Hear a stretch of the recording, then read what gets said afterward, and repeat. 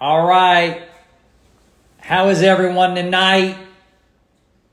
We are ready to roll with episode 25 of Stub Luv Live. And I am pumped. We got people here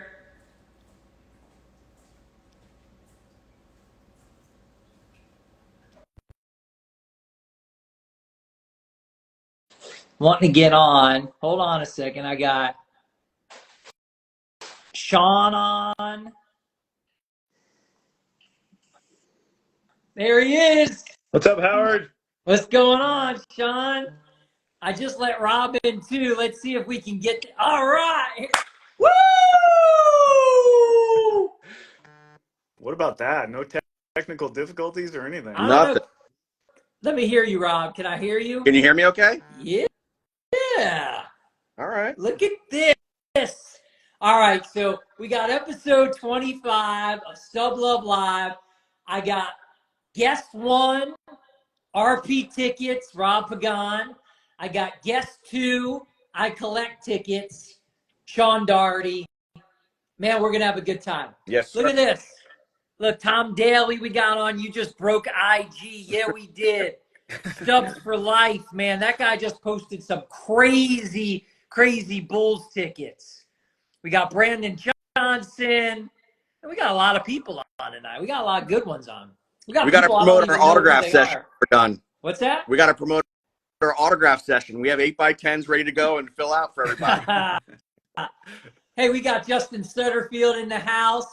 Kobe _ Ruth _ I'm excited when we have Justin on. You see, when you got Justin on, that means you're doing something right. Yeah. You're doing something right. So we talked a little bit about some topics. My son also making some comments. He thinks he's a wise guy. So we wanted to kind of make it an anything goes kind of night. So we're going to kind of go off the format a little bit. I promised a rant to the followers, but I also promised Shaun I wouldn't rant. So I'm fine with a rant. You know I love your rants, Howard. Well, we'll see. I'm not going to manufacture a rant, Shaun, but if for some reason one's deserving, then we'll throw it out there. Sure. So the first topic that I wanted to bring up was eBay's buyer limit of $10,000. So I don't know if people realize this, but as a buyer on eBay, you have a $10,000 limit to spend on one item. And if you want to spend more than $10,000, you have to get specific permission from eBay. And I think they actually ask for access to your bank accounts in order to confirm that you've got the scratch to be able to actually bid on that item and go higher. So, Shaun, what are your thoughts? Start us off. I know that this has to be a relatively new thing because I've made larger purchases than that on eBay before, but we're probably talking 7-8 years ago. So yeah, I guess, but on one hand, it's obviously eBay's done their numbers, they've run the numbers, they figured out that the fraud isn't worth it to allow that or whatever, but it really limits what the potential. If you have a really valuable item, why would you put it on eBay? That doesn't make any sense at all. Or even the potential, like we're going to talk about the Kofax debut, but there's a lot of tickets out there and other items that have demand, but you don't know what it is, and it could really surprise you. But on eBay, it can't surprise you more than that. Yeah, but how that's the many sellers actually even know that? Yeah. Because until Howard told me, I had no idea. So if I put something that was worth $50,000, I would have no idea until he told me. So. Yeah. And same here. I didn't know. I knew that there was some kind of limit. I wasn't sure about the rules behind it. But when that Kofax came up, I was prepared to bid more than 10 grand for it. I couldn't. I literally couldn't.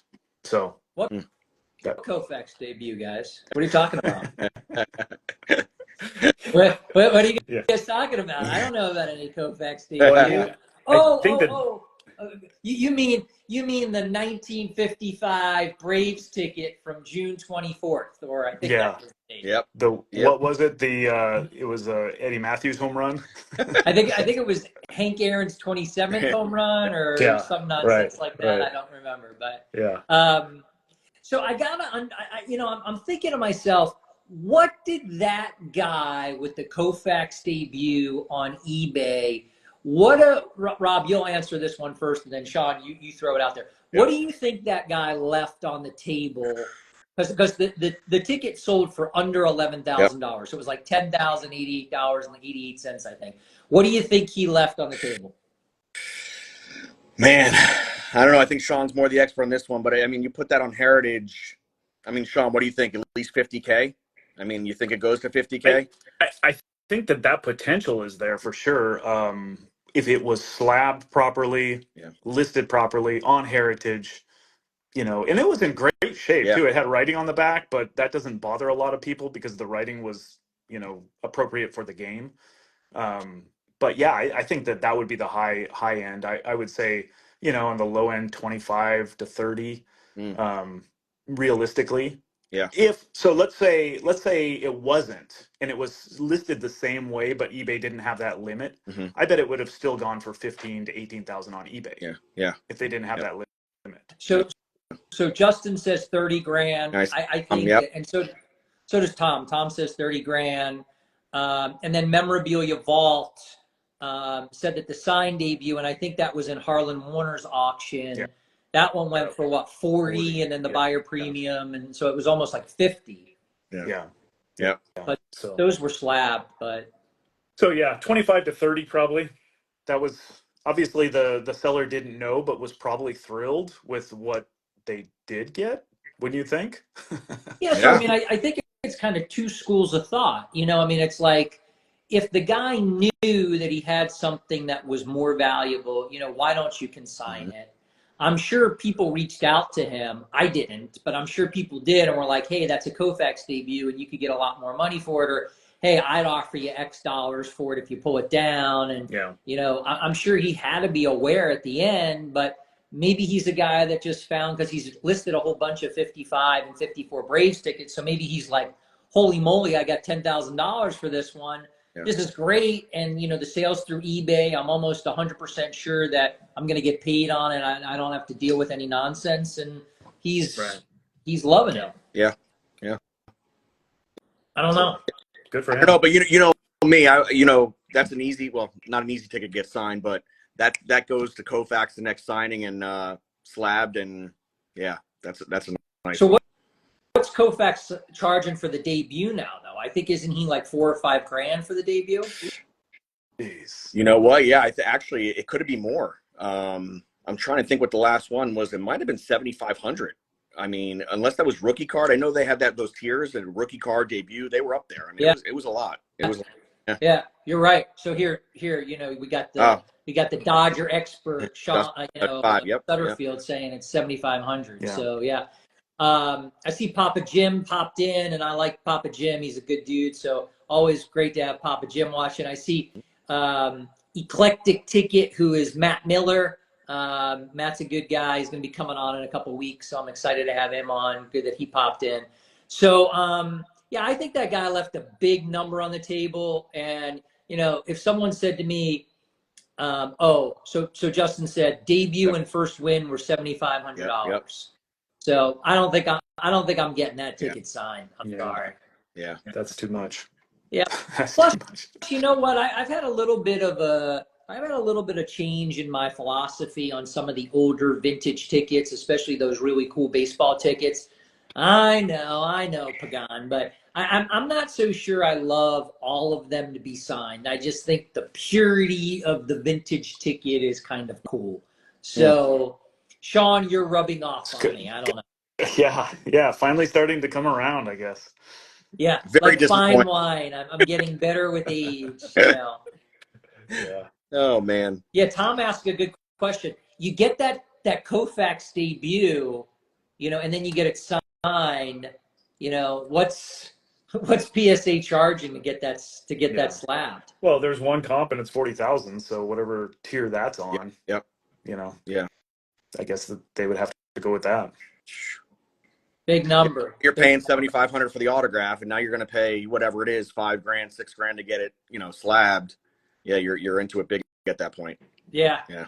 I see we got Balltown 12 in.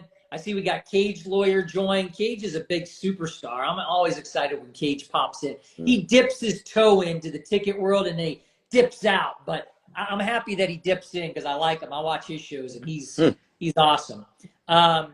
Justin says they charge sales tax on top of the $7,500 too. Yep. Wow. Uncle Sam gets So it's his more like piece. 8,000 something. So the next topic I want to talk about, and we all saw it. We saw his amazing video.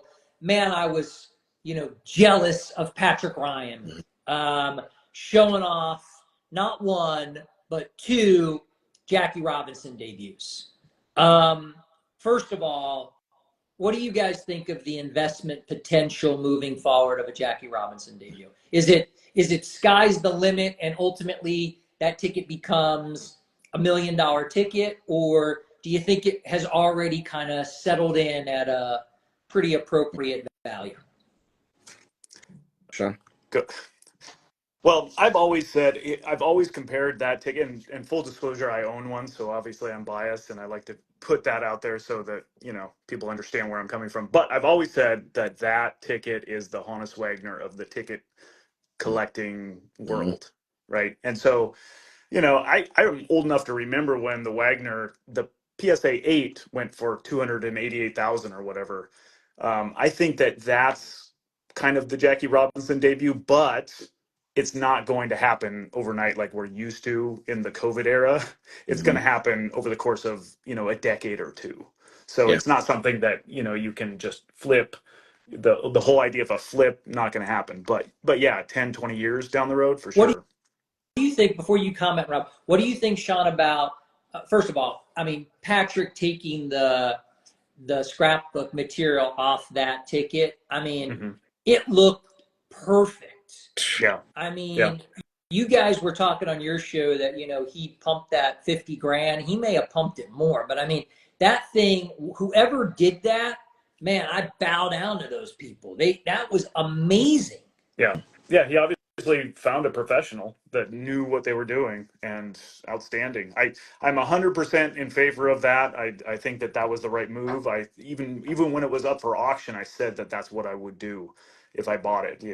I would get it removed, because that's how it should be. I'm a big believer in getting tickets back to where they were originally or should be.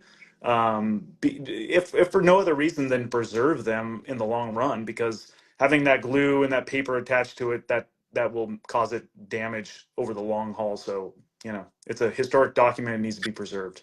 What kind of assurance do you get when you bring it to a company like that?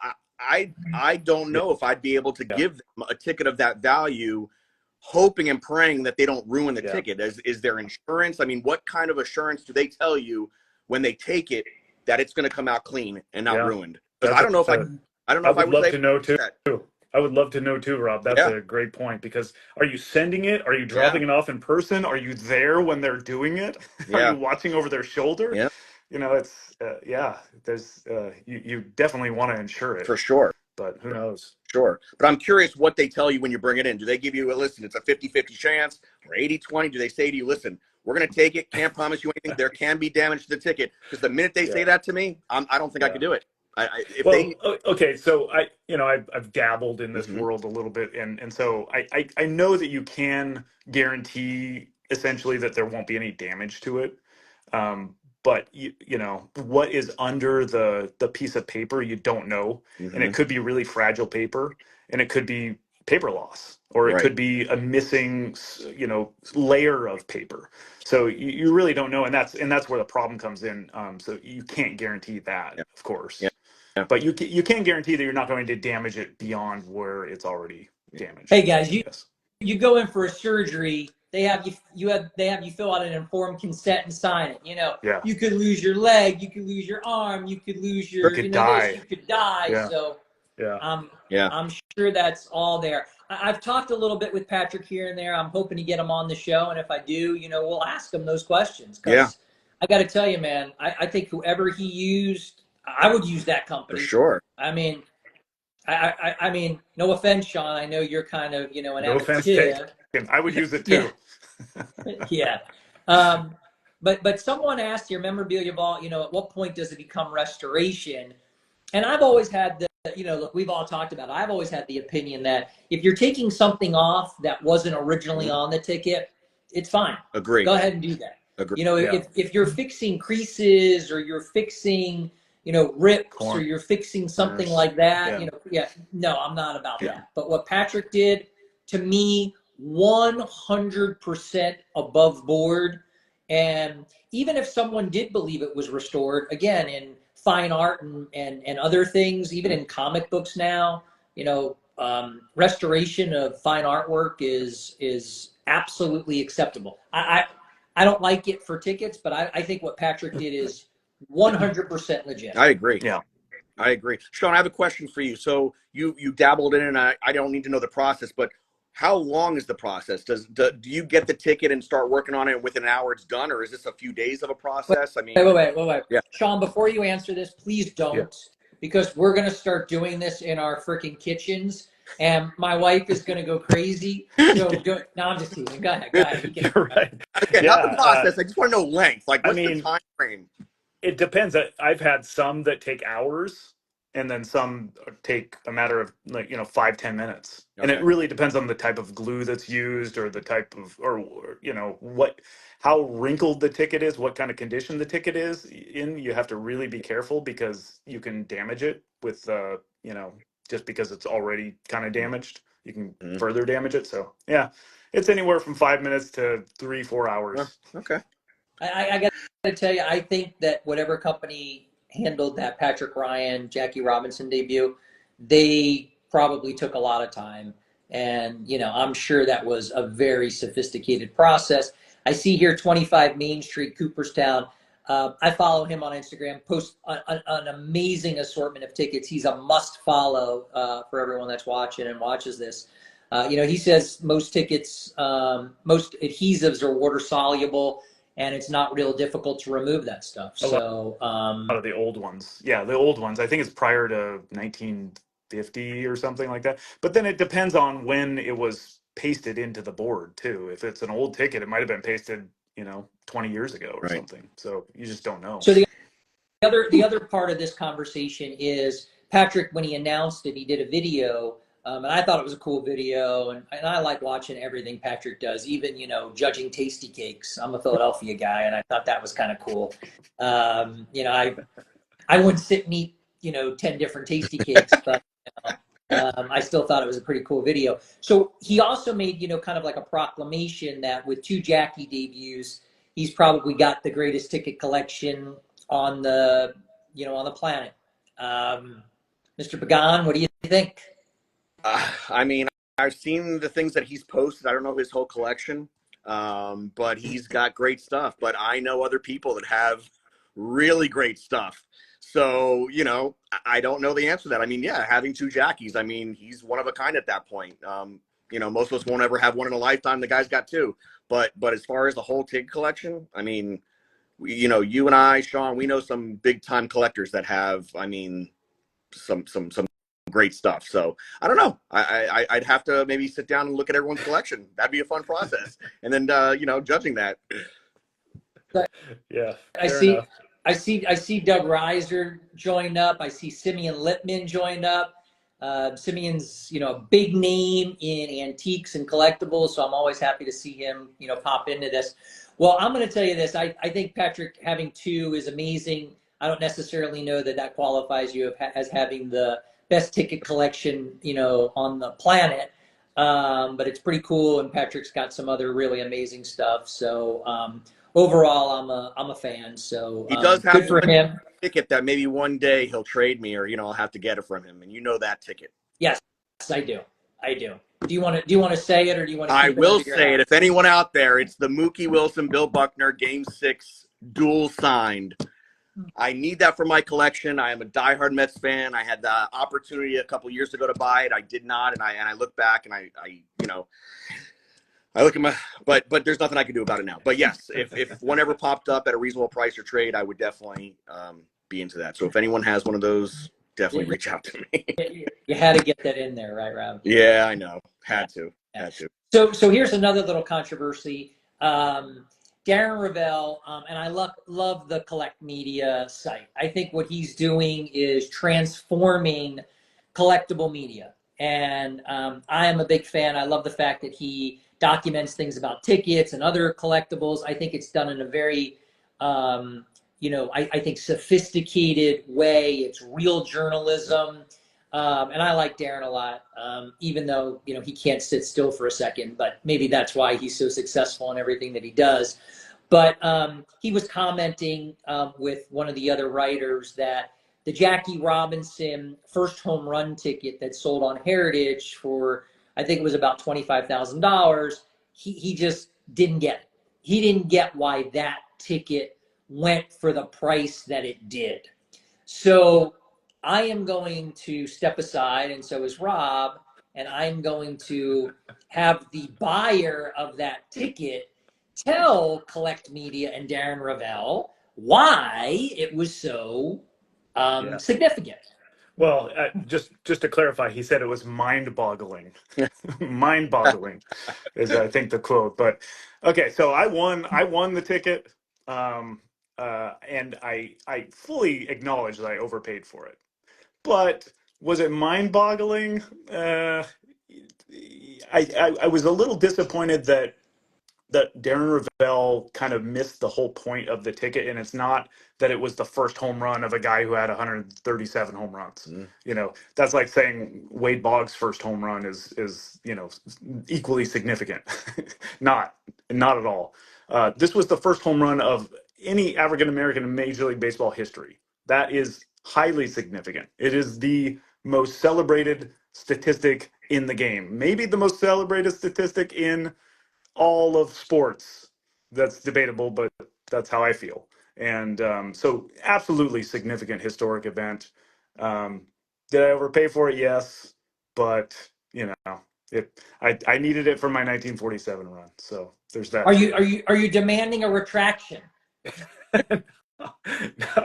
No, I've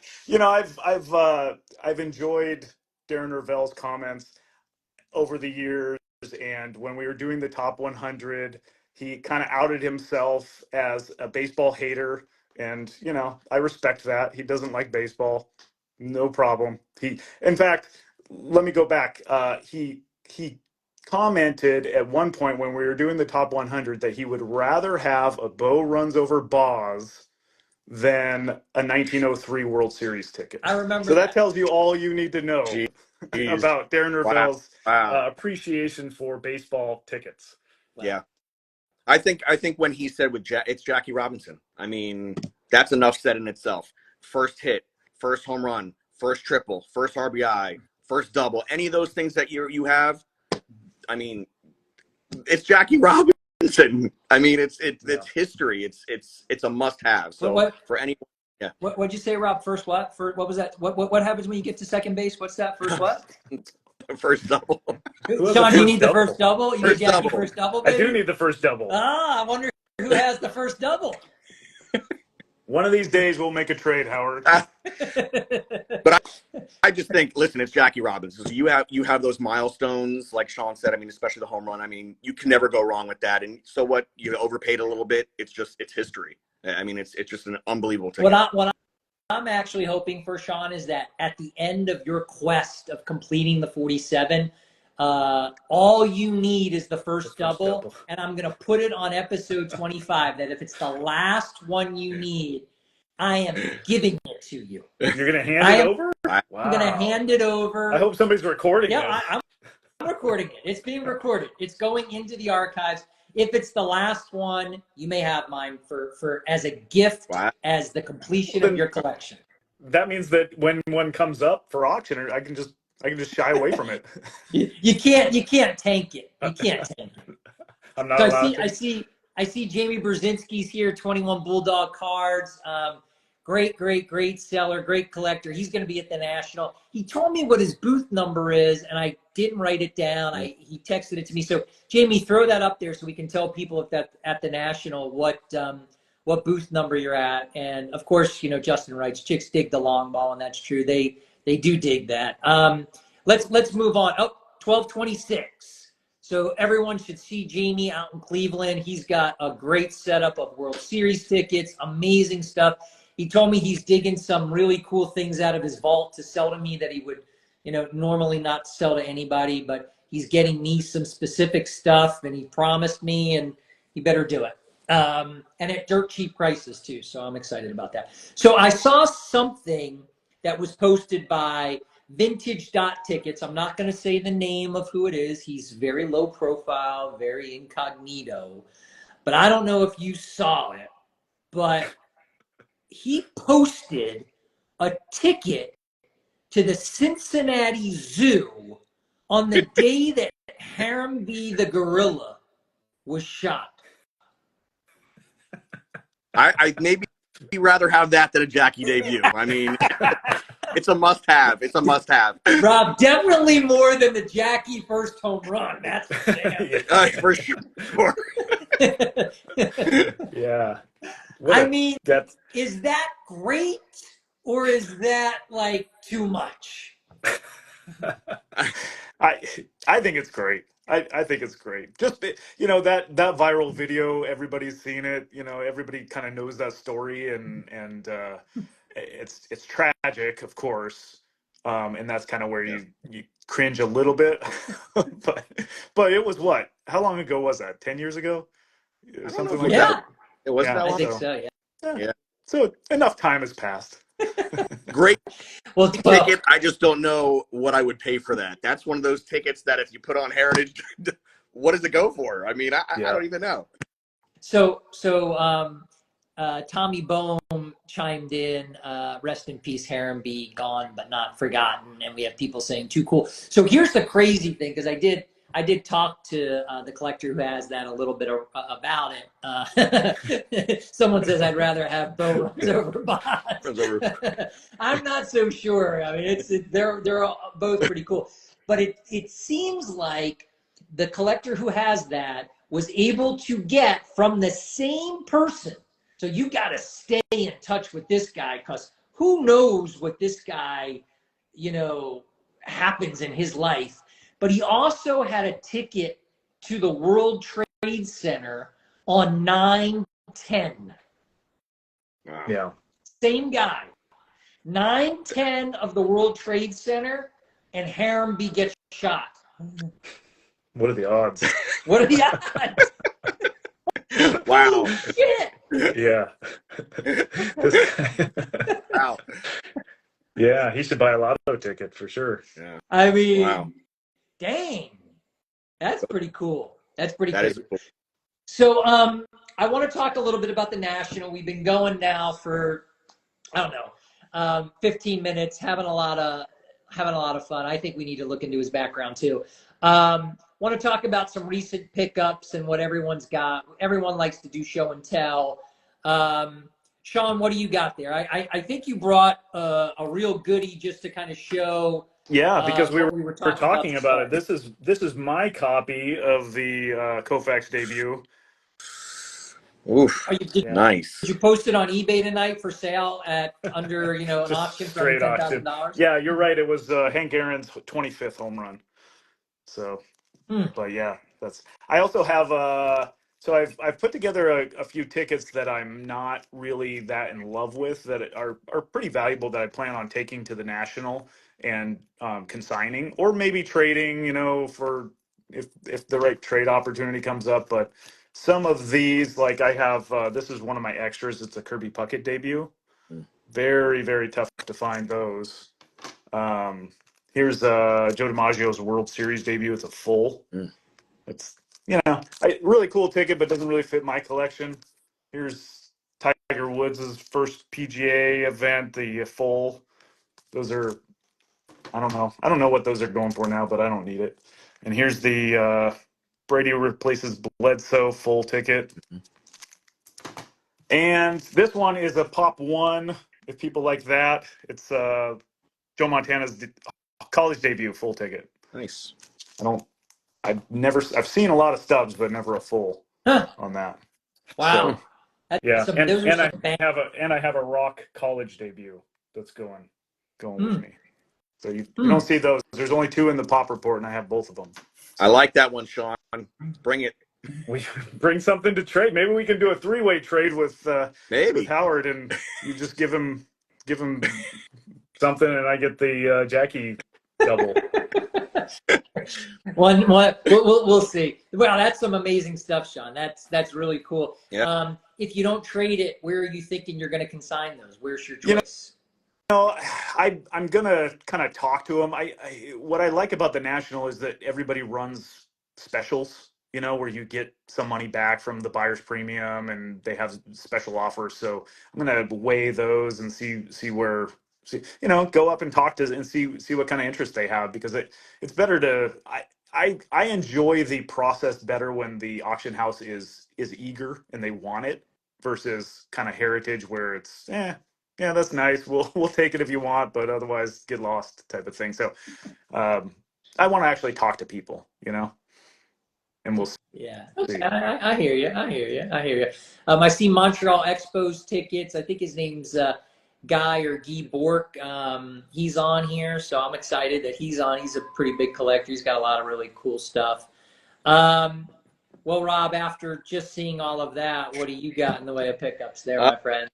Tough act to follow. Nothing like that. I mean, I just got this one, just ended on eBay. I needed one because I had sold mine way back, but just got the Amaze Catch ticket that I needed. So nice. Just got one of the most overrated moments in sports, according to Shaun Daugherty, and only Shaun Daugherty. That's not true. So again, nothing compared to Shaun, but I got I know you like this ticket. It was D Brown when he won the slam dunk competition 91. So get that signed. Got another first Gatorade bath, Bill Parcells full recently. Theismann Taylor ticket, just got Lawrence Taylor on it. So I'll bring this one to the National to get Theismann to finish it. Nice. Got Fisk full, which I desperately wanted for a while, so I got that one. I got a Kirk Gibson 88 full that I just sent out to the Detroit show to get signed. And let's see, this one I just got from a buddy. So this is 1980, right? I believe that's the year. It's Steve DeBerg when he had laryngitis, and they connected a loudspeaker to his back and a microphone for the team to hear him talk. I kid you not. You not heard that story. So just a funny ticket to add to the collection. He does signing sometimes. Of course, I'm going to get it signed. But I think if you look that story up, it's pretty funny. He has this big box underneath his jersey, and I don't know how they allowed it to happen. He's got a microphone in his helmet. It's pretty funny. Paging Matt Fuller, Mr. Pagan would like Steve DeBerg laryngitis. Flip, right on the ticket, on the label. Yep, no doubt. And the last thing that we had talked about, we went to go. Howard and I went to go get Jimmy Johnson back in March. He has a fishing tournament every year, and it's local. So we went there, and just the two of us hunted him down at the Hard Rock Casino. Great experience. If you don't know Jimmy Johnson, he's not the nicest of guys. Was a little hesitant to sign for us. So just got it back from PSA. It's his Miami Hurricanes coaching debut, which I'm a Canes fan. And I know how he talked about this ticket one time, and I told him I'd bring it out. So this is the 92 Cowboys game when they started the How About Them Cowboys. And on the back of the ticket, someone wrote, "Lost the fucking Dallas. I hate Dallas 30-20." So it's just a funny. We talk about marks on the back of tickets, and it's funny. So couldn't get it signed. He was only one at a time, so couldn't get it both signed. But tournament's next year, so we'll get it done then. So pretty cool. Pretty cool pickup. Tickets. Pretty cool stuff. So I always appreciate you guys bringing out some stuff, and it just goes to show you how much fun we have doing this. Out of everything that Rob showed, he was most excited about the cheapest ticket. So and that's just a testament to what we do. He was happy to find it. He tracked it down. Someone made it available to him, and he found a little bit of gold, and that's just amazing. That's what ticket collecting makes us different than everybody else, and why I really gravitate towards it. So we got Howard, I'm sorry, go ahead. just one more point on that point. Ticket collecting, what makes ticket collecting different from like card collecting is that it takes a lot of effort to build a great collection. And so you could go, if you have deep pockets, you can go and buy some of the great cards, no problem, and build a great collection within a couple of weeks or months. But a great ticket collection takes years, if not decades, to build. And so that kind of gets back to the whole Patrick Ryan thing where, yeah, you can go and buy the best, most expensive, valuable tickets. But in order to have a great collection, it takes a lot of work, a lot of time, a lot of research, a lot of networking, and over time, that's how you get it. So that's my call back to the Patrick Ryan Yeah, comments. and I don't want to defend Patrick too much. I mean, I don't need to do that, but he's got a pretty good ticket collection outside of those jackies, and he's collected tickets for a long time. I think he was kind of ahead of the curve on that. And he's got an amazing art collection. He's got a lot of good stuff. So good for him, and he's got a pretty darn good collection. With two jackies or without two jackies. So the National is coming up. I thought we would have this show and it would be June 1st, but I'm a few days short, so I could say, next month is the National. But we're not there yet, but we're getting close. We're under 2 months away. First and foremost, how do you pregame going to the National as a ticket collector? And I think I'm going to ask Shaun, you do it a little differently than Rob and I do it. I think Rob and I are, we're hunting for tickets. We're looking for some stuff.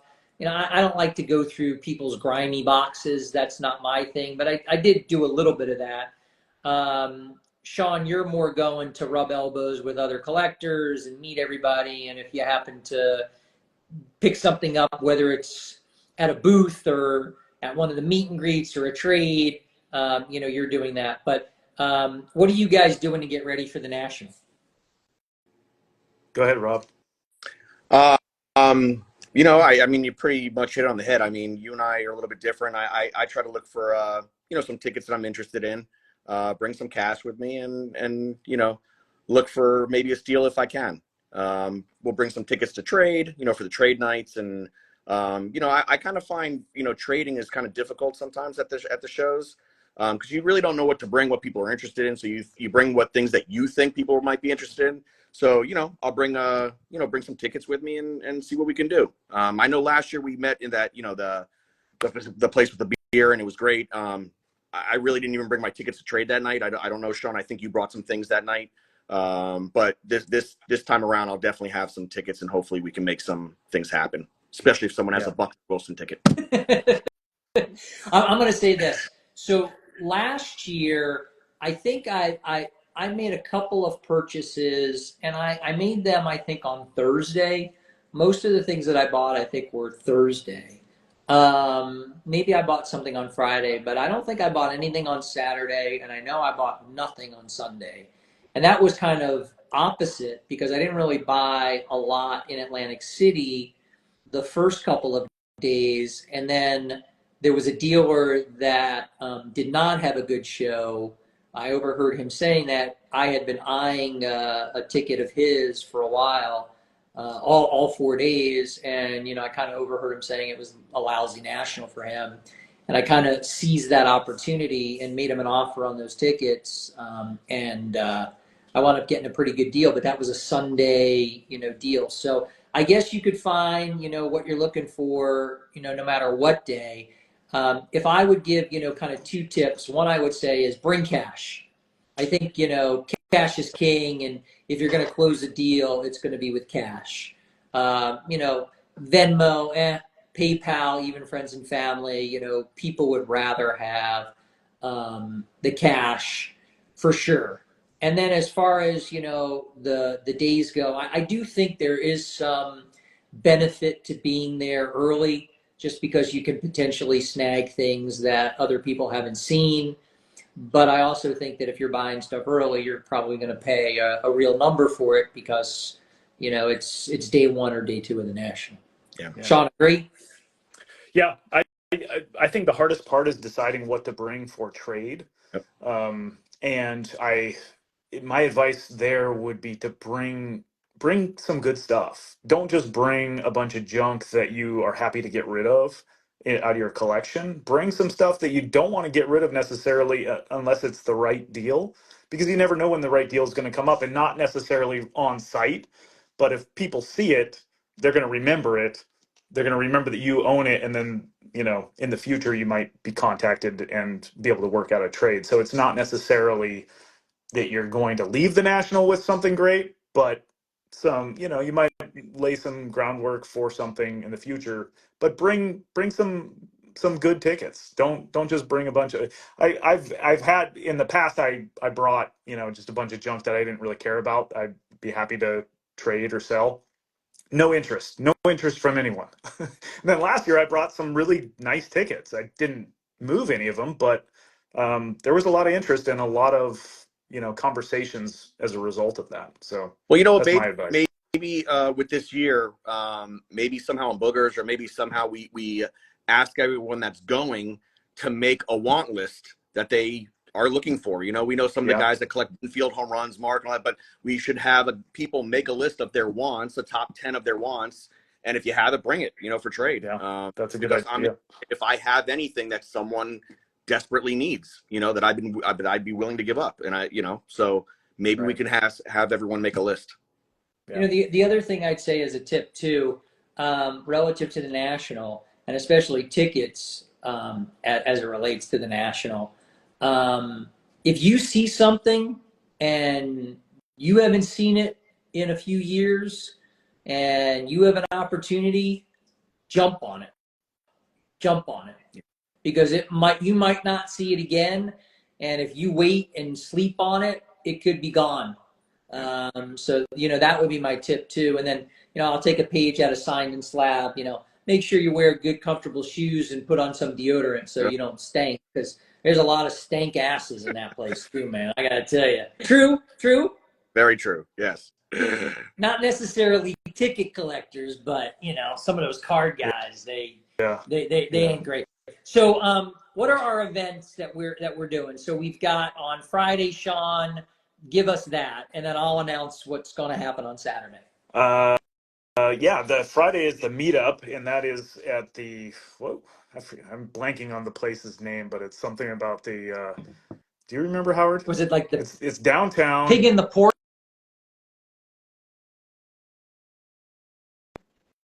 We lose you. Posted on it in Boogers. Sorry. We lost Howard. you for a second. Go ahead. You're back. You're both back. Oh, I think it was you, Happy, because I saw Shaun perfectly. Yeah. Okay, well, whatever. We're back. Whatever. We're going to post more about it and do an invite in Boogers as it gets closer. So the information will be available. But it'll start at 6:00, and there will be a meet and greet downtown Cleveland on Friday. Okay, and then we've also spoken and we've done a little back work with the actual people who are promoting the national about a sanctioned ticket trade night, and we have talked to them, and that is going to be Saturday night. So our meetup will certainly be an opportunity to talk about tickets, trade tickets, whatever you want. But if the idea was, you don't bring everything and you bring some of your stuff or whatever, and you want to kind of set up some deals for the following night, there will actually be a sanctioned ticket trade area as part of the overall sanctioned trade night of cards and other things. So, we're really excited that the National has gravitated towards tickets. I've talked to the promoter, Jimmy Ryan. He's a phenomenal collector, good guy. So we've had some conversations, and we're setting that up, and just looking forward to as much as we possibly can in the way of events and content for tickets moving forward. I got to tell you, Chicago is going to be a tough act to follow. That was a great national for ticket collectors. I see Michael Jordan tickets is on. Andrew Goldberg, love to see him. looking forward to seeing him at the National. So it's going to be a tough act to follow. But in talking to Jimmy and this group, they've really got their eyes set on making it a tremendous event. So I am really looking forward to seeing everybody. I'm looking to meet with everyone, talk to people, see people that I haven't seen in a year. See Scott Foraker, who I saw briefly last year, but hopefully we'll see more this year. Get to talk to everyone. I'm excited for the meetup because I, like you, Shaun and Rob, thought it was the best event at the National last year. And then I think this sanctioned ticket trade night, this is going to be year one for that, and hopefully that's going to grow and grow and grow. So I'm really pumped. Really pumped. Oh, yes. Yep. And wait. Same here. Yeah. Yep. Anything else from you guys? First time I had two guests on at the same time. We did the menage tonight. It was like the menage. No rants. I didn't get a rant from anybody. Not yet.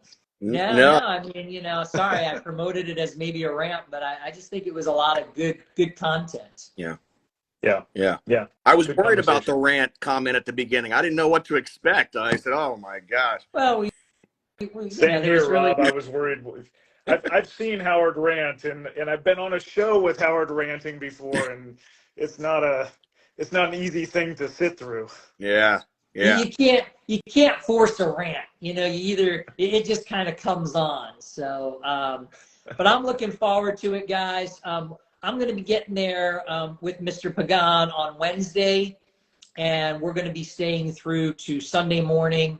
Last year we came on Tuesday, and we stayed, actually through the day on Sunday. And I think Rob would have done anything to leave Chicago on Sunday morning. And I think he was right. I think we were probably there about a day too much. But hey, look, we got a lot of packed in events. If anyone's got any questions, reach on out to me, reach on out to Shaun or to Rob. I'm ready, guys. I'm ready. Yes, sir. All right. Standing. All right. Well, episode 25 of Stub Luv Live, we're done. Thank you, Rob. Thank you, Shaun.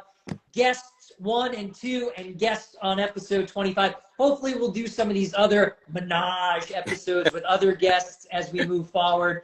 If you have any ideas, or if you want to be on the show, give me a shout out on Instagram.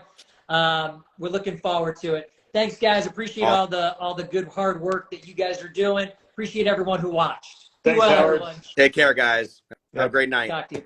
See ya. Bye. Good night.